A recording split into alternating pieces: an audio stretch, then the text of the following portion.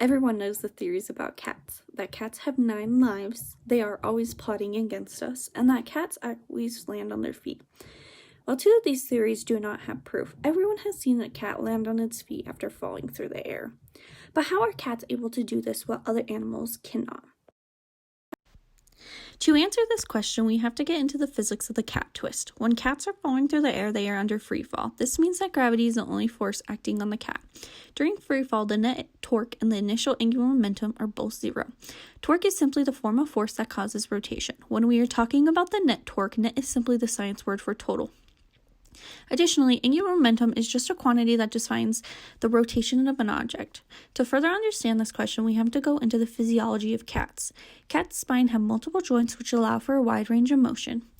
This diagram is a simplistic representation of one joint on a cat's spine. Using this model allows us to understand what happens when the cat is twisting.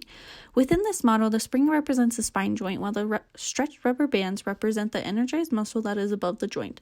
During this motion, 2 forces are produced, F1 and F2. Because gravity is the only force that is affecting the cat during free fall, these 2 forces cancel each other out. When we look at the forces, however, we can break the forces up into parts. Force 1 becomes F1A, F1B, while force 2 becomes F2A and F2B.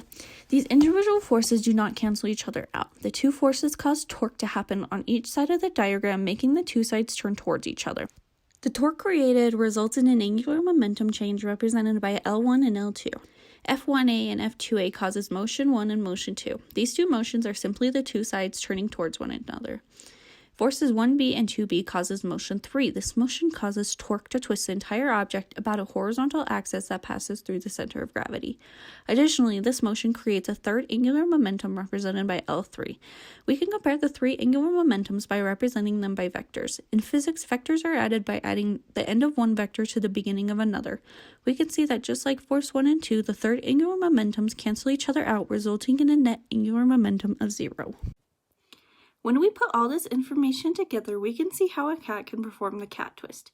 Each joint in the cat's spine experiences 3 forces. While the forces cancel each other out, the individual parts of the forces cause motion to happen. The motion caused allow for the cat to make the twisting and turning movements in the air. Cats would not be able to land on their feet without its physiology of a bendable spine. This theory was discovered in 1995 by John Gallup. Although this theory proves that cats can land on their feet, we have yet to prove that cats are planning against us or that they really have 9 lives.